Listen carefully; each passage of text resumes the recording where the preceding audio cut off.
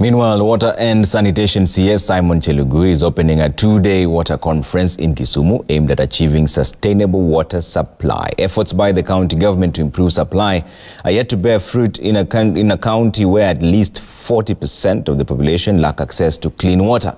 Laura Tieno has more details on that story and she's joining us live from Kisumu. Laura, is this going to change the water needs of the people in Kisumu? Because this has not been achieved in the longest time possible. How is this going to change the dynamics there?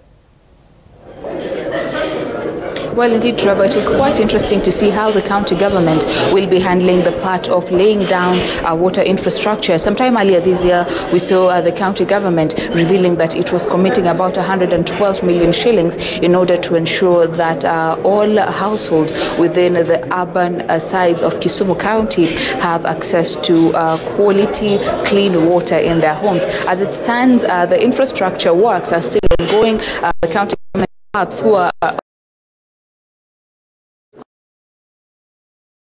of how that has been attained so far. We have seen also the French government come in to commit about 70 million shillings as well in terms of laying infrastructure. But then, Trevor, you see, it's one thing to lay infrastructure, but then it's another thing to have the water itself to be pumped into households. So we have seen various stakeholders come in to ensure that there is a constant supply of clean water. Remember, Kisumu County largely depends on Lake Victoria for the production or the supply of clean water to homes, and that has been affected severely, especially by instances of pollution, where sometime this year earlier also we saw the water supplier Kiwasco complaining that they had to chlorinate the water a bit further in order to combat the effect of the invasive water hyacinth weed. So of course it will be interesting to see how they will be combating this. Remember, the Kisumu port is also just about to be launched, therefore we've seen some of that hyacinth weed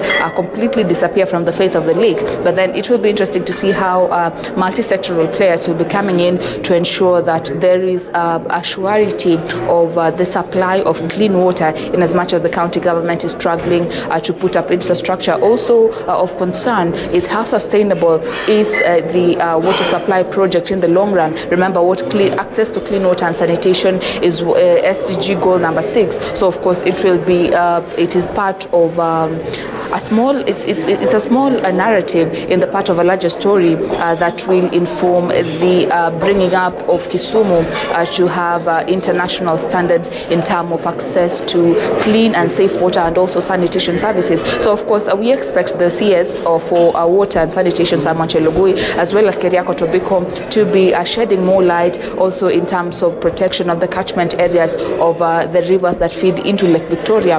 Remember that we have seen also various players come into play trying to conserve various forests within the country. The Aberdare and Mount Kenya forests have been rehabilitated over time, and yesterday we also had a private sector team going to the Koguta forest, which is one of the forests that protects the Sondo Mereu, which ultimately feeds into Lake Victoria, trying to rehabilitate that forest to ensure that in the long run, in as much as the county government is laying water infrastructure to ensure clean and accessible water across Kisumu County, there will be a surety of the provision of that clean and safe water from the Lake, Trevor.